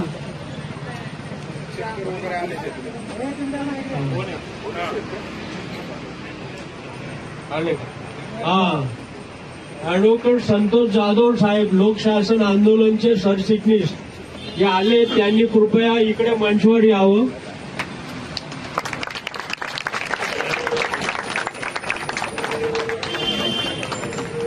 या इकडे या. नाही इथं खुर्ची आहे, इथं बसायचं. बोलायचं आहे तुम्हाला. तर बघा, आपल्याकडे दुसरे एक साहेबांचा एक उजवा आणि एक डावा हात पुन्हा आहे तुमच्या सगळ्या सेवेसाठी, काही हरकत नाही. हे ऍडव्होकेट भुबेरा, ऍडव्होकेट संतोष जाधव, न्यायमूर्ती साहेबांच्या तालमीत सगळे तयार झालेले ते, लक्षात ठेवा. त्यामुळे हे असे दलाल बिलाल याने लोकशासन आंदोलनच्या युनियनच्या वेळेस सुद्धा पहिल्या दिवसापासून ते आहेत. आणि म्हणून त्यांना पण मुद्दाम सांगितलं की तुम्ही आपल्या ह्या लोकांना संवाद करण्यासाठी न्यायमूर्ती साहेब येत आहेत तर या. तर मी तुम्हाला सांगत होतो, असे हे तुमच्याकडे 100 व्होल्टेजचे बल्ब आहेत, ते 20-25 अशा व्होल्टेजचे नाही, 100 व्होल्टेजचे बल्ब तुमच्याकडे आज उपस्थित आहेत. लक्षात ठेवा, काय चिंता करायचं कारण. आणि तुम्हाला असा ऍक्सेस, हे लोक माझ्याकडे येतात, मी 2-2 तास चर्चा करतो. कोण वकील 2-2 तास चर्चा करेल? तर मी का करतो?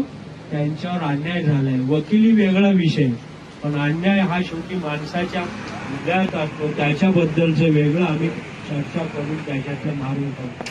आणि असे तुमचे हे सगळे आंधळे असतील, वाघेले असतील, माने, हे सगळे त्यांच्याबरोबरचे 7-8 लोक माझ्याकडे सातत्याने येतात. ही तुमची खंबीर टीम आहे. खंबीर आहे, मला विश्वास आहे तुम्हाला न्याय दिल्याशिवाय ते तोडणार नाही. पण तुम्ही सुद्धा थोडासा मला आणि न्यायमूर्ती साहेबांना खात्री दिली पाहिजे. यश एवढं काही कुणाच्या दुकानात जाऊन खरेदी करायची व्यवस्था नाही. लढ्याला यश पाहिजे म्हणजे अमक्या दुकानात जाऊन भाजीची गुंडी 35ला मिळते का 20ला मिळते ती घेऊन येण्यासारखं नाही. त्याच्यावर संघर्ष केलाच पाहिजे, त्याग केलाच पाहिजे, संयम केलाच पाहिजे. चुकीचं असेल तर अवश्य कोणत्याही क्षणाला आपण मागे पाऊल टाकायचं. काय सांगतो? ज्या दिवशी आपल्याला वाटेल की आपण कोणत्याही मुद्द्यावर चुकीचं आहोत तर आपण सहकारी सगळे मिळून एकमेकांच्या चुका, कारण हा लढा जो आहे जो 25 ऑगस्ट पासून सुरू झाला हा कोणी दलालांचा नाहीये किंवा दलालांच्या सांगण्यावरून नाहीये. हे आपण आपला निर्णय घेतलेला आहे आणि त्यामुळे तो इतका सत्सगुटीला जागृत घेतलेला आहे. मला सांगा, जर कंपनीला असं वाटत होतं, जर कोर्टात गेले नसताना हा लढा त्यांनी दिला नसता तर हे 65 लोकांची आता नोकरी गेली असताना ट्रान्सफर करून कुठेतरी का नाही? म्हणजे इथून त्यांना गुजरातला हलवायचं. आणि हे लोक काय असे कोणतं स्किल आहे तिथल्या त्यांना माहिती आहे की महाराष्ट्रीयन मनुष्य आहे, याची बदली केली की हा तिथल्या प्रदेशात राहणारच नाही, म्हणजे ऑटोमॅटिकली कमी करता येईल. बरोबर? म्हणून प्रलोभन देतात, काहीतरी प्रलोभन, आम्ही थोडे जास्त देऊ, आमक देऊ, हे करू ते करू. तुम्ही जेव्हा राष्ट्र मार्गावर आहात तेव्हा असं करण्याची गरज नाही. युनियन आणि तुम्ही हे सगळे मिळून जो निर्णय घ्याल त्याच्याशी आम्ही ठाम आहे. तुम्हाला जर इंडिव्हिज्युअल काही अधिकारी आणि पुढारी जर फोन करून सांगत असतील त्यांना म्हणा, साहेब पण तुम्ही आमच्या युनियनच्या अध्यक्ष, जनरल सेक्रेटरी यांच्याबरोबर लेखी नोटीस देऊन का नाही मिटिंगला बसत? लेखी द्या ना, येतो आम्ही तर तयार आहोत चर्चेला. म्हणजे मी नाही, मी पण जात नाही, साहेब पण जात नाही, कधीच नाही. त्यांनी सांगितलं ना 3 करार झाले. 3 कराराच्या वेळेस मी थोडा एकाच मीटिंगमध्ये गेलो होतो आणि कंपनीच्या मॅनेजमेंट मुद्दा सांगितलं, तुमची आर्थिक परिस्थिती आमच्या पगारातूनच आहे, तुम्ही हॉटेलला मिटिंगा करायच्या नाहीत, लक्षात ठेवा. काय सांगितलं? तुम्हाला जर बसायची अडचण असेल तर आमच्या इथे ऑफिस आहे, तिथे तुम्ही बसा आणि चर्चा करा इथपर्यंत. त्यामुळे त्यांनी कधी मिटिंगा हॉटेलला घेतलेल्या नाही. नाहीतर तुम्हाला माहिती आहे मी बोलायची गरज नाही. तर असे हे लोक आहेत, तुम्हीच बसायचं आणि तुम्ही निर्णय करायचा. कायद्याचा भाग हे चुकीचं आहे किंवा हे असंच म्हणतात, तेवढ्याच पुरतं आम्ही काही असेल तर त्याच्यावरचं तुम्हाला मार्गदर्शन करू. कारण अहो कायद्याची कलमं काय करायची तुम्हाला? न्याय काय आहे, माझा हक्क काय हे माझ्यापेक्षा तुम्हाला जास्त माहिती आहे का नाही? कारण आपण काम करतो, घाम घालतो, माझी किंमत मला माहिती आहे तिथे. आणि आज गाड्यांचं तर भरपूर डिमांड आहे, जशी लोकसंख्या वाढते तशी गाड्यांची डिमांड वाढते, त्यामुळे ऑटोमॅटिकली बॅटरीची डिमांड वाढते. त्यामुळे यांच्या उत्पादनाला कमतरता आहे असं काहीच मानायचं कारण नाही. हे मुद्दाम काय पगाराचं कारण सांगू नका की न्याय प्रविष्ट आहे, आम्ही संपावर बेकायदेशीर नाही, तर तुम्ही द्या ना, त्याचं बघू काय होईल ते. त्यामुळे ते सुद्धा वेतन तातडीने लोकांना 1 महिन्याचं तरी वेतन त्यांनी तातडीने दिलं पाहिजे असं आम्ही मानतो. आणि चर्चा करून सगळे प्रश्न सोडवायला आमची केव्हाही युनियन पुढाऱ्यांची म्हणजे आमची संमती आहे. पण युनियन पुढाऱ्यांना असं अनऑफिशियल बोलू नका आणि कोपऱ्यात घेऊ नका. काय पत्र द्या ना लेखी, युनियन मांडण्यात युनियनला पत्र द्या आणि बोलवा काय तुमच्या चर्चा आहेत, म्हणजे मुद्दे स्पष्ट ठरतात ना. जे सत्य बोलायला घाबरायची काय अडचण, आम्ही जसं लेखी देतो तसं तुम्ही पण द्या का नाही? तर हे झालं पाहिजे. आणि म्हणून यासाठी मी तुम्हाला सांगतो, हमारा बोनस हमारा अधिकार. काय म्हणायचं? हमारा बोनस हमारा बोनस. बोनस आम्हाला मिळालाच पाहिजे. बोनस आम्हाला बोनस आम्हाला म्हणेन पगार आमच्या हक्काचा, बरोबर नाही कुणाच्या. बोनस आमच्या नाही कुणाच्या. बोनस आमच्या हक्काचा नाही कुणाच्या. बोनस आमच्या हक्काचा, पगार आमच्या हक्काचा, पगार आमच्या हक्काचा. बर, तुम्ही थकले असाल तर बसून तरी घ्या. नाही पण नसेल तर तुमचे हात कुठे आहे? मी बेंबीपासून बोलतो आणि तुम्ही मात्र घशापासूनच. असं कसं चालेल? हो नाही, मी आजच्या हृदयाचा मला प्रश्न एक सांगतो. माझा तो सांगण्याचा प्रसंग नाही, पण दुर्दैवाने 2 वर्ष बरोबर आज 1-2 दिवसांनी होतील. माझा अपघात झाला, माझ्या मिसेस आणि मी. मिसेस माझ्या दुर्दैवाने त्यांनी तेव्हाच माझी साथ सोडली. त्या आता इथे नाही, त्या अपघातामध्ये. आणि मलाही ते नंतर 15 दिवसांनी कळलं, कारण मी कॉन्शियसमध्ये नव्हतो. पण हॉस्पिटलमध्ये बाबा आले आणि तुम्हाला सांगतो, मला आठवत नाही पण ते लोक मला सगळे सांगतात, कारण मी ते कॉन्शियस होते. तर त्यांनी मला जवळ येऊन आपल्याला लढायचा असा हात आवाज दिला का नाही माहित नाही, असा हात दिला आणि माझा हात असा उठला म्हणतात. मला जे माझे बाकीचे नातेवाईक ते म्हणतात काय झालेलं काय, पण म्हटलं मला तर काहीच माहित नाही. ते म्हटले ते पांढरे नेहरू शर्ट घातलेले वगैरे ते जे ते आलेले होते ते दादा, आणि ते सांगत होते की आमचा तो वकील, आमचा तो कार्यकर्ता आहे, त्याला त्याचं कामाचं आम्ही असं. तुम्हाला सांगतो माझं हे म्हणून म्हटलं हृदयात असं ती वेब जोडलेली, आमची वेब जोडलेली. तर त्यांनी मला सांगितलं नंतर की तुम्हाला जे हे लाईव्ह मिळालंय ना, जे बोनस, जे कारण सगळ्यांना माहिती आहे, ज्यांनी बघितलं मला माझी अवस्था नव्हती, तर ते म्हटले आता जे बोनस मिळालेलं काम तुमचं लाईफ आहे ते तुम्ही जे राहिलेले ज्यांच्या पिढीत जी जनता आहे त्यांच्यासाठी मिळालेलं आहे, आणि मी म्हणून तुमच्याबद्दल भांडलेले हे लक्षात ठेवा. प्रसंग आला म्हणून सांगितलं, मी माझं दुःख नाही सांगत आश्वारी. पण तुम्हाला सांगतो, म्हणून मलाही वाटतं की जसं शिकागोचं 1 मे साजरा करण्याचं कारण काय की तिथे आंदोलन झालं, शहीद शेकडो लाखो कामगार शहीद झाले, आणि दुसऱ्या दिवशी 1 मे 1886ला एक माणसाला थोडा जीव होता आणि ते त्याचा कपडा शर्टला आहे, आणि त्या कामगार शहीद दिनानिमित्त 1 मे साजरा करतो, लक्षात ठेवा. आपण म्हणून मला सुद्धा त्या भावना आहे की मला हे जे काही जीवन आहे हे आपल्या कामगार बंधूंसाठीच मी हे करतो. म्हणून मी फार स्पष्ट बोलतो. थोडंसं कदाचित नवीन लोक असेल त्यांना राग येतो, पण हे जुने लोक त्यांना माहिती आहे मी किती सांगतो. कारण आज कामगार पुढारी कोण आहे, कुणावर अन्याय झालाय त्याचीच हे लोक बघा ना. मला मी किती रागवायचो, मी म्हटलं कशाला तुम्ही ते सुरुवातीला आले असतील तर मला म्हटले असतील या वकिलाकडे कशाला आलो.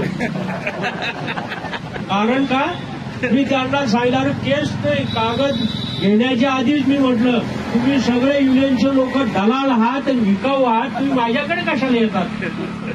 बरोबर आहे. पण म्हटलं ते म्हटलं आम्ही तसे नाही. म्हटलं त्याची खात्री झाल्यावर मी तुमच्याबद्दल विचार करीन. हे पण बोललो, खात्री झाली असं म्हणत नाही मी, पण खात्री झाली तर म्हटलं. मग त्यांच्या पाठी लागून हे नेता यांच्या पाठी हे त्यांना सांगायचे मस्के साहेबांना जे कागद पाहिजे ते तुम्ही दिलाच पाहिजे.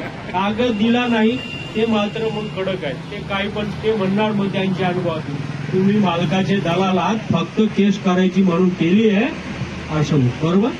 पण मी म्हटलं तसं नाही, त्याच्यासाठी तुम्ही बाकी वकील नेमा. माझ्याकडे असेल तर माझ्याकडे सगळे कागद द्या, आजच्या आज द्या, पैसे मागे पुढे होतील, पण कागद पाहिजे. त्याशिवाय तुम्ही बरोबर आहात का नाही हे मी सांगू कसं. आणि त्याशिवाय तुम्हाला चान्सेस काही असेल, न्याय तुमच्या बाजूने असेल, कायदा असेल तर तुम्हाला कोर्टामध्ये पैसे फी दिली नाही दिली तरी सुद्धा न्याय मिळू शकतो, नाही तर नाही मिळणार. इतक्या स्पष्ट भाषेत सांगितलं. आणि नशीब तुमचं चांगलं की लगेच दुसऱ्या दिवशी ऑर्डर त्यांना मिळाली. ते होतच आहे. म्हणून लढाईमध्ये संयम पाळायचा. संयम, कुणाला शिव्या द्यायच्या नाही, कुणाशी वाईट बोलायचं नाही, आणि जे सत्य आहे ते कडक असलं तरी सुद्धा बोललं पाहिजे ना, का नाही? तिसरी गोष्ट बोनस. बरोबर ना? राहिले तर सांगा अध्यक्ष. बोनस हे बघा, हे तुमचं शोषण किती करायचं हे मॅनेजमेंटचं जरा धोरण. पण तुम्हाला सांगतो, बोनस हा काय आता संपाच्या काळातला आहे का? बोनस हा 1 एप्रिल 2024 ते 31 मार्च 2025 अखेरचा बोनस. बरोबर आहे? त्या काळात काम केलंय, त्या काळातला सगळा माल विकलाय, सगळं झालेलं आहे, आणि मग माझा बोनस का देत नाही दिवाळी? मी तर इतक्या अग्रेसिव्ह भूमिकात आहे. जर असते तर मी आज त्यांना ठियास सांगितला असता की बोनस दिल्याशिवाय गेटच सोडत नाही, तुम्ही पण जाऊ नका, तुमच्या बरोबर दिवाळी इथेच. पण त्याची काही पद्धती आहेत. आपण कोर्टात न्यायप्रविष्ट आहोत. आपण चुकीचं हत्यार हाताशी धरायचं नाही, असं माझं तत्व आहे. कारण दुधारी तलवारीमध्ये ती दोन्ही बाजूने आपण असं केलं तर काही लोकांच्या नोकरींना, म्हणजे मी माझं पुढारपण करण्यासाठी तुम्हाला म्हणेल चला जाऊ, बरोबर का नाही? पण तुमच्या नोकऱ्या जातील, याचा कुटुंबात परिणाम होईल, हे सगळे मला माहिती आहे. म्हणून आम्ही साहेबांच्या मार्गदर्शनाखाली जे काही इतके वर्ष काम करतो, कधीही चुकीचं सांगणार नाही, कधीही बेकायदेशीर सांगणार नाही. या तत्वात यश येईल, अपयश येईल, क्षणात येईल, उशीर लागेल, या सगळ्या तत्वांशी विचार करून मग जर तुमचा असेल तर तो बोनस तुम्हाला मिळणारच आहे. काही मेहरबानी नाही त्यांची मॅनेजमेंटची. बरोबर आहे? बघूया आपण 1-2 दिवस वाट पाहून बघू.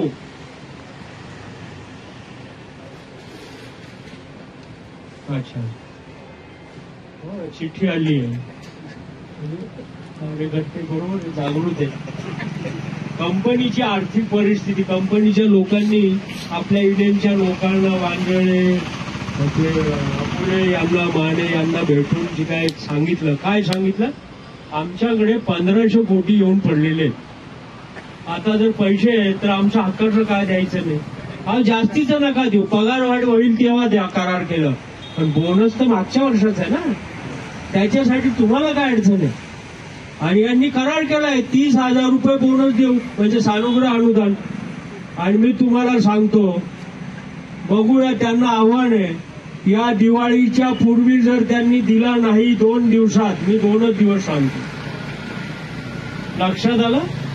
मग त्यासाठीचं जर असेल तर वळवी साहेब त्यांचे सहकारी सिनियर मॅनेजर असेल तर त्यांच्या घरी जाऊन दिवाळी करू, काय? आणि ते जर नाही झालं तर त्यांना म्हणा, तुम्ही आणि आपण सगळेच आपण वाघ साहेब, कामगार उपायुक्त यांच्या घरी दिवाळी करू. तर आपल्याकडे घरी काहीच नाही, त्यामुळे दिवाळी करायला घेऊन जायची काही गरजच नाही. त्यांना म्हणायचं, तुम्ही जाणला असेल, पगार घेतला, बोनस घेतला का नाही त्यांनी? मग आता तुमच्याकडे दिवाळी आहे तर आम्ही आलोय, असं करू. मी त्यांना सांगितलंय, जर त्यांनी आज उद्यामध्ये तुम्हाला जर बोनस वर्ग केला नाही तर आपण आपल्या बोनसच्या बद्दलचं तत्व, बाकी संपाच्या बद्दलचं जे आहे ते चालणारच आहे, पण बोनसच्या बद्दलचं त्यांनी 2 दिवसात करावं, असं माझं निशिकांत वळवी साहेब आणि त्यांच्या सहकाऱ्यांना आव्हान आहे. आणि आपण महाराष्ट्र सहविष्णू म्हणतो, त्यांना म्हणा, दिवाळीत आपल्याकडे कोणी आला तर करू नका, कुटुंबियांची करू नका, नाहीतर मला माहित नाही पाप की पुण्य काय असतं, पण बरं आणि वाईट हे पारड्यामध्ये पडायची शक्यता आहे. तर तुम्ही तेवढा जरूर विचार करा आणि ह्या आव्हानाला साथ देऊन तुम्ही बोनस तातडीने द्या, अशी मी त्यांना आव्हान करतो. दुसरं तुम्हाला सांगतो, छत्रपती शाहू महाराज आणि डॉक्टर बाबासाहेब आंबेडकर यांना वंदन करून आणि माननीय मुंबई हायकोर्टाचे न्यायमूर्ती जस्टिस कोळसे पाटील साहेब त्यांची परवानगी घेऊन आमरण उपोषणाचा हत्यार असू द्या, ही दुधारी शस्त्र आहेत. जेव्हा तुमचा निर्धार असतो तेव्हा या दोन्ही हत्यारांकरवी आपण 100% यशस्वी होतो. पण आपला निर्धार कमजोर पडला तर अनेक अडचणींना सामोरं जावं लागतं आणि या अडचणी सर्वसाधारण नसतात. त्याच्या कित्येक वर्षे तुम्हाला त्याच्या हालापेष्टा सोसाव्या लागतात. म्हणून जो निर्णय घेतलाय तो शेवटास्थळी जाईपर्यंत तुम्ही हा संघर्ष लढवला पाहिजे. कारण हे लक्षात घ्या, मान सन्मान, आपण माणसं आहोत आणि मान सन्मानाने जगणं हे आपलं कर्तव्य आहे. आणि म्हणून मी वारंवार सांगत आलेलो आहे की पैसा मिळवायची गोष्ट नाहीये. पैसा मिळवायला हातोटी, कसोटी, नैतिकता काही लागत नाही. पण पैसा कमवण्यासाठी चारित्र्य, हातोटी, कसोटी, नैतिकता या सगळ्या गोष्टी लागतात. आणि म्हणून कुठल्याही परिस्थितीत आपल्याला आपल्या मागण्या मान्य झाल्याशिवाय किंवा काही तडजोडीमध्ये आपल्याला यश आल्याशिवाय कोणत्याही परिस्थितीत हा संप मिटवता येणार नाही. जर तसा संप मिटवला गेला तर अनेक अडचणींना सामोरं जावं लागेल. संघटनेला बॅकफुटवर यावं लागेल, न्यायालयीन प्रकरणात बॅकफुटवर यावं लागेल आणि जे काय प्लांट बंद झाले असतील किंवा कंपनीचे काही धोरणं असतील त्याचं पण तुम्हाला नुकसान पोचेल. सर्वात महत्त्वाचं म्हणजे बदल्या झाल्या तर कुटुंब विस्कळीत होईल, मुलांचं शिक्षण चालू आहे, अनेक गोष्टी आहेत त्याच्यामध्ये. जर तुम्हाला यापासून जर संरक्षण पाहिजे असेल तर हा सामूहिक लढा लढला पाहिजे. आणि या लढ्यामध्ये तुम्हाला व्यक्तिगत जोखीम काहीच नाही. जे काय आहे ते संघटना करते, फक्त तुम्हाला संघटनेबरोबर राहायचंय. हा एक सामुदायिक निर्णय प्रक्रियेचा भाग आहे. त्यामुळे संघटनेला 100% तुम्ही पाठिंबा दिला पाहिजे. जे संघटनेला सोडून गेलेले आहेत, ज्यांनी विश्वासघात केलाय कामगारांचा, त्यांचं भविष्यात काय खरं नसतं. कारण व्यवस्थापनाचं कुठल्याही द्या यूज अँड थ्रो पॉलिसी असते आणि त्या यूज अँड थ्रो मध्ये तुम्ही अडकू नका. तर आपला हक्क आणि न्याय डॉक्टर बाबासाहेब आंबेडकरांनी सांगितल्याप्रमाणे शिका, संघटित व्हा आणि संघर्ष करा, या गोष्टीला अनुसरून आपण हा लढा चालवलेला आहे. त्यामुळे आपल्याला अंतिम विजय निश्चित आहे. आणि आज आपल्या लढ्यामध्ये स्वतः न्यायमूर्ती बी.जी. कोळसे पाटील साहेब आलेले आहेत आणि त्यामुळे आपली विजयाची शाश्वती वाढलेली आहे. नुसते त्यांच्या आण्याने सुद्धा अनेक प्रश्न सॉल्व्ह होतात, हे आम्ही अनेक वेळा बघितलेलं आहे. उदाहरणार्थ आम्ही लेबर कमिशनरला सुद्धा मी अनेक वेळा लढे केलेत, साहेब आले आणि प्रश्न सॉल्व्ह झालेला आहे. आता पण तुमच्या प्रतिस्पर्धी संघटनेचा एक प्रश्न होता घटना दुरुस्तीबद्दलचा, तिथं सुद्धा साहेब आले आणि समोरच्या प्रतिपक्षाचा जो अर्ज होता तो संपूर्णपणे खारिज करण्यात आला आणि आपल्याला काही दुरुस्त्या सुचवण्यात आल्या. लवकरच तो मार्ग सुद्धा आपला मोकळा होईल. मी स्वतः अनुभव घेतलेला साहेबांचा. मंत्रालयामध्ये असताना आमचं एक प्रकरण होतं. साहेबांना सांगितलं, साहेब काय करून एक फोन तरी करा. आणि साहेबांनी तिथं वरिष्ठ जे होते मंत्रालयाचे प्रधान सचिव, त्यांना साहेबांनी फोन केला आणि आम्हाला लक्षात आलं की त्यांचा जो साहेबांविषयी जो रिस्पेक्ट होता तो इतका होता रिस्पेक्ट की आम्ही मंत्रालयात गेलो असताना जणू काय साहेबच आहेत, आम्ही त्यांचे प्रतिनिधी, असं त्यांनी आम्हाला ट्रीट केलं आणि आमचा तो प्रश्न 2 दिवसात सॉल्व्ह केला. तर मला सांगायचं काय, साहेबांचं जे प्रेझेन्स आहे इथं येणंच हे तुमचं विजयाचं द्योतक आहे. एवढं बोलतो आणि मी थोडक्यात थांबतो. आमच्या इकडेही तुमच्यासारखीच खूप बिकट अशी अवस्था होती कल्याणी फोर्समध्ये. कल्याणी फोर्स हे नाव जरी मोठं असेल तरी सर्वकडे ठिकाणी कामगारांना मिळणारी वागणूक ही कामगाराप्रमाणेच असते. गुलाम म्हणून त्यांच्याकडे पाहिलं जातं आणि त्याच पद्धतीने कामकाज केलं जातं. त्यामुळे आम्हाला 2012 साली न्यायमूर्ती बाबांच्या मार्गदर्शनाखाली आम्ही युनियन स्थापन केली आणि युनियन स्थापन करताना आम्हाला ज्या अडचणी आल्या त्या खूप भयानक होत्या. कारण युनियन ज्यावेळेस आम्ही स्थापन केली त्यावेळेस कंपनीने सहजासहजी मान्यता नाही देता बोर्ड लावताना सुद्धा आम्हाला पूर्ण असा फौज फाटा तयार केला होता आणि आम्हाला एक 500 मीटरवर लांब थांबण्याचीच परवानगी दिली होती. परंतु न्यायमूर्ती साहेबांनी तिथे येऊन प्रत्यक्ष संतोष मस्के साहेब असतील यांच्या मार्गदर्शनाने आम्ही यशस्वी असा लढा दिला. आम्ही त्यामुळे बोर्ड तर लावलाच, परंतु बोर्ड लावूनही नंतर आमची युनियन अशी एकतर्फी सक्सेस झाली की आमचे 4 कामगार हे बोर्ड लावण्याच्या अगोदर बाहेर गेलेले होते. तर ते सुद्धा आम्ही नंतर आतमध्ये घेतले आणि 90 दिवस आम्ही लढा दिला, संप केला 90 दिवस. आणि 90 दिवसाच्या लढ्याच्या नंतर आम्हाला न्यायमूर्ती साहेबांच्या मार्गदर्शनाखाली योग्य असा तो अनुभव आणि मॅनेजमेंटला झुकावं लागलं आणि आमची युनियन मान्य करून ॲग्रीमेंटचा करार झाला. आता आम्हाला कसल्याही प्रकारचं त्रास नाही, केवळ साहेबांच्या नावाखाली. जोपर्यंत साहेब आहेत त्याप्रमाणे म्हणीप्रमाणे आहे की बरीच ज्यावेळेस लोखंडाच्या सानिध्यामध्ये येतो आणि लोखंडाचं सोनं होतं, त्या पद्धतीने न्यायमूर्ती साहेब जेथे जेथे पाय ठेवतील आणि जेथे जेथे हात लावतील ते काम तडीच जाईल, याच्यात मनातही शंका आणू नका. आणि तो फक्त कामगारांनी एकजूट ठेवा, एक नीतीने लढा, एवढेच बोलतो आणि थांबतो. गेले 3.5 वर्षापासून आमचा हा संघर्ष चालू आहे मॅनेजमेंटवर.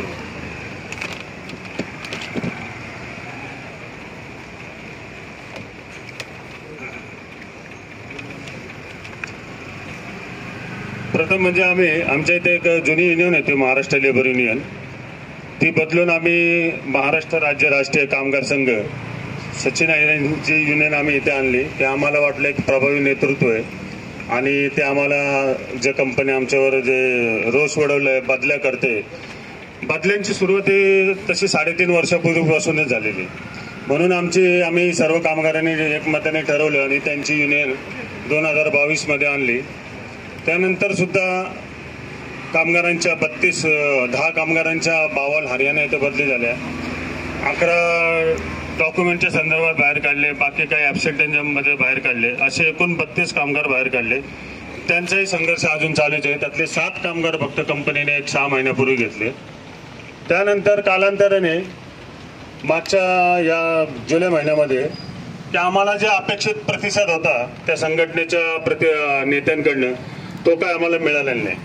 त्यामुळे 6 जुलै 2025 रोजी आम्ही सर्व कामगारांनी मिळून एक जनरल बॉडी घेतली आणि त्या जनरल बॉडीमध्ये त्यांनी नियुक्त केलेला प्रदेश सचिव श्री ईश्वर वाघ होते, त्यांना आम्ही ठराव पारित करून त्यांना पदमुक्त केलं. त्यानंतर कंपनीचा रोष आमच्याशी वाढायला लागला. युनियन कमिटीशी ते काय सकारात्मक बोलत नव्हते. आम्ही ज्या कामगारांच्या व्यथा किंवा समस्या घेऊन त्यांच्याकडे जायचो त्याच्यावर काहीच बोलत नव्हते. त्याच दरम्यान ॲग्रीमेंटही चालू झालं. ॲग्रीमेंटमध्ये त्यांनी प्रोसेस अशी होती ॲग्रीमेंटची पूर्वी की पॅरलर चालायचं, पगारवाढी बरोबर प्रोडक्शन वाढी व्हायची. परंतु गेले या दुसरं ॲग्रीमेंट असेल त्याच्यामध्ये एक त्यांनी या ॲग्रीमेंटचं स्वरूपच बदलून टाकलं. ते पहिल्या प्रोडक्शनची सगळी मागणी पूर्ण करून घेत होते. नंतर जेव्हा पैशावर बोलणी यायची त्यावेळी त्यांची रक्कम एकदम तुटपुंजी होती. आमचं त्यांना सांगणं होतं की ह्या 10-15 किलोमीटरमध्ये ज्या कंपन्या आहेत ज्यांना 50 वर्ष झालेली आहेत त्यांचे वेतन श्रेणी बघा आणि आमची वेतन श्रेणी बघा. जे तुम्ही प्रोडक्शन वाढवतात त्या पटीत तरी आम्हाला पगार वाढ द्या. पण त्यांची जी पगाराची स्टेज होती आणि त्यांची जी मांडणी होती ते काय आम्हाला पटत नव्हती. त्याच्यावर बऱ्याच मिटिंगा झाल्या, ऑलमोस्ट मिनिट झाले असतील 40-1 पानाचं. त्याच्यामध्ये 1-2 मुद्द्यावर आम्ही सहमती दर्शवली, पण 38 मुद्द्यांवर आमचं नकारात्मक होतं. मॅनेजमेंटही नकारात्मक, आम्ही नकारात्मक होतो. त्यानंतर 18 जुलैला इथे कॅन्टीन हॉलमध्ये एक टाऊन हॉल घेऊन कामगारांना जबरदस्तीने मिटिंगला बोलवत होते. त्या संघटनेच्या दरम्यान आमचे अध्यक्ष, सहसेक्रेटरी आणि खजिनदार यांनी त्यांच्याशी काय वाद झाला काय माहिती नाही, तिथून त्यांनी एक 15 दिवस कंपनीच्या बाहेर काढलं. तो मग आम्ही सर्व कामगारांनी मिळून एकजुटीने, जे आज इथे उपस्थित आहे, काही आमचे कामगार जे आत गेले तेही त्यावेळी उपस्थित होते, आम्ही टूल डाऊन केलं 4 दिवसाचं. मॅनेजमेंटनी थोडेसे सौम्य भूमिका घेत आमच्या या 3 कामगारांना आतमध्ये घेतलं. तिथून हा संघर्ष चालूच आहे, तो असता काय. त्यानंतर कंपनी वारंवार आहे ना डिसिप्लिनच्या नावाखाली बेमालूमपणे कारवाई करत. कोणी साधा मोबाईलवर बोलत असेल त्याला लेटर दे, कोणी पुट्ट्यावर बसलेलं असेल, कारण की ही शिशेची फॅक्टरी आहे, त्याच्यामध्ये माणूस थकून जातो ऑलमोस्ट. त्यामुळे इथे आमच्या इथे रेस्ट रूम नसल्यामुळे आम्ही पुट्टा टाकून बसलो. सिक्युरिटीला अथॉरिटी दिलेली असायची की त्याने फोटो काढून आणायचे आणि व्यवस्थापनाने त्या कामगारावर कारवाई करायची. असे बरेच 5-6 महिने हे प्रसंग चालू होते. तर आम्ही त्यांना वारंवार सांगितले की हे मुद्दे तुम्ही ना चर्चेने सोडा, आमच्या लोकांना त्रास देऊ नका.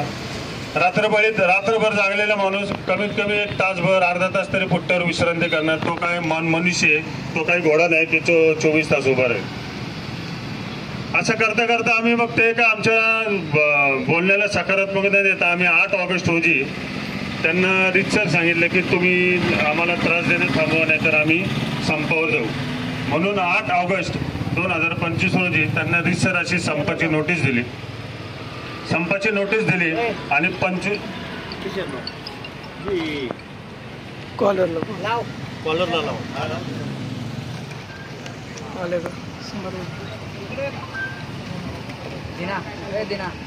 मोटरसायकल डिपार्टमेंट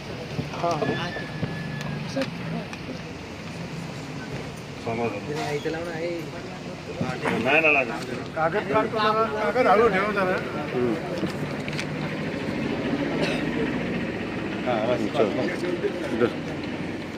8 ऑगस्ट रोजी आम्ही संपाची नोटीस दिली.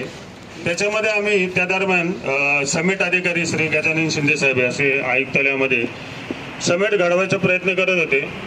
परंतु नोटीस दिल्यापासून 25 तारखेपर्यंत त्यांनी कोणतीही सकारात्मक चर्चा केली नाही.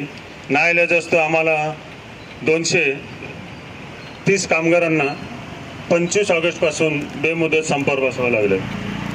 त्याच्यानंतर आम्ही आता हा लढा न्यायालयीन प्रक्रियेमध्ये जाण्यासाठी आम्ही नंतर याच्या संपूर्ण प्रकरणाला आम्ही एक न्यायालयीन वाचा फोडावी म्हणून आम्हाला भरत शिंदे साहेबांच्या मार्गदर्शनाखाली आम्ही संतोष म्हस्के साहेबांच्या संपर्कात आलो.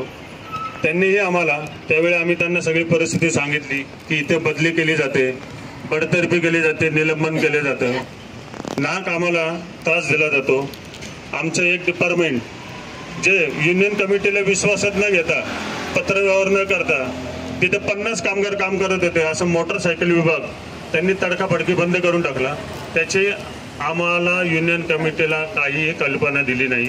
ह्या सर्व गोष्टींची आम्ही पार्श्वभूमी आमचे वकील श्री संतोष म्हस्के साहेब यांना सांगितली आणि त्यांनी तुर्तास कोर्टामध्ये त्याची पद्धतशीरपणे मांडणी करून आम्हाला एक ॲड इंटरिम आदेश मिळवून दिला की बाबा ज्या का आदेशामध्ये बरेच उल्लेख आहेत, संरक्षण आहे, परत तुमच्यावर ते मोटरसायकल डिव्हिजनचा विषय होता आणि त्या प्लिडिंगमध्ये साहेबांनी 10 आपल्या प्रार्थना कोर्टासमोर मांडलेल्या होत्या. आता त्याची हिअरिंग चालू होती. काल आम्हाला त्याची ऑर्डर मिळणार होती. परंतु दुसरी प्रकरणं पण आपल्या मेजॉरिटीने ती तेवढं हाय व्हॉलेटाईल किंवा ती त्यांची संवेदना जास्त असेल. आपल्या अगोदर जे प्रकरण चालू होतं ते कंपनीचं नाव आता मला सांगता नाही, पण त्या कंपनीमध्ये 30 कामगारांना ट्रान्सफर केलं होतं आणि 2 जणांना टर्मिनेट केलं होतं. अशी एकूण 32 लोकांची केस त्या आपल्या 2 नंबर औद्योगिक न्यायालय क्रमांक 2 मध्ये चालू होती. त्यामुळे आपल्या ऑर्डरला उशीर झाला. मग आता उशीर झाला तर मी म्हणलं साहेब आमचे कामगार सैरभैर होतील तर आम्ही तुम्हाला विनंती करतो की तुम्ही त्यांना मार्गदर्शन करावं. मग त्या संदर्भात चर्चा झाल्यानंतर साहेबांनी एक सांगितलं की मी तर यायचा प्रयत्न करतो, परंतु आपले निवृत्त न्यायाधीश साहेब विजय कोळसे पाटील साहेब यांनाही त्यांनी फोन केला, त्यांची वेळ मागून घेतली आणि आज ते सभामंडपामध्ये आपल्याला मार्गदर्शन करण्यासाठी हा आपला मोठं सौभाग्य आहे. आणि 25 ऑगस्ट रोजी जेव्हा आम्ही संप केला तेव्हा ह्याच मंडपामध्ये आमचे कामगार बसले होते, विलास प्रल्हाद पोळ. त्यांना या कंपनीच्या प्रेशर टॅक्टिसमुळे हृदयविकाराचा झटका आला आणि त्यांचं याकोडीमध्ये कुठं हॉस्पिटल आहे तिथे निधन झालं. तोही संघर्ष मीडियाने कव्हर केला. आमची एकच मागणी होती की त्याच्या वारसांना तिथे त्याचे वारस त्यांचा मुलगा इथं आता समोर बसलेला आहे, त्याच्या वारसांना त्याच वेतन श्रेणीमध्ये तुम्ही जॉईन करून घ्या. असा आमचा जवळजवळ 1.5 दिवस हा संघर्ष चालू होता. त्यांनी आतमध्ये त्यांच्या कुटुंबियांशी चर्चा केली. सलग त्याच्यानंतर आम्ही मुंबई कामगार आयुक्त कंपनी बऱ्याच ठिकाणी ही लोक जाऊन आले. अजूनही त्या मुलाला जॉईनिंग केलेलं नाहीये. त्याला फक्त आश्वासन सांगतात आता संपाचं कारण देऊन त्याची जॉईनिंग पुढे ढकलण्यात येते. हा असा आमचा संघर्ष आहे. आता या संघर्ष केसेस कामगार आयुक्तालय, ह्या सगळ्यामध्ये आम्हाला एक आहे की आमचे वकील साहेब यांनी सांगितलेले की आपलं हे पारडं हे थोडंसं जड आहे, कारण की तुमच्यावर बऱ्याचशा कंपनीने तुम्हाला विश्वासात न घेता बऱ्याचशा गोष्टी केल्यामुळे तुम्ही कोर्टामध्ये थोडंसं तुमचं प्रकरण थोडं वजनदार राहील असं आम्हाला त्यांनी सांगितलं. पण ऑर्डर काय आहे ते अजूनपर्यंत आम्हाला कळलेलं नाही. पण ह्या सगळ्या गोष्टीत कामगार मित्रांनो, जर आपण पेशन्स ठेवला आणि जर एकजूट अशीच कायम ठेवली तर आपण नक्कीच विजयी होऊ. मधला माणूस इथं उभा आहे, त्यामुळं आपण या लढ्यामध्ये जिंकणार आहोत. कामगार एकजुटीचा लढाएंगे, धन्यवाद. एक्साईड कंपनी कामगार आपल्या न्याय्य मागण्यासाठी लढा देत आहेत. यांच्या संपाची योग्य ती दखल घेऊन कंपनी मॅनेजमेंटने कामगारांच्या मागण्या पूर्ण कराव्यात अशी मागणी कामगारांनी केलेली आहे. संपाच्या ठिकाणी विविध मान्यवर विचारवंत कामगार नेते यांनी देखील आपल्या भूमिका स्पष्ट केलेल्या आहेत. समाजातील विविध घडामोडी जाणून घेण्यासाठी सबस्क्राईब करा सांगावा, पाहत रहा सांगावा.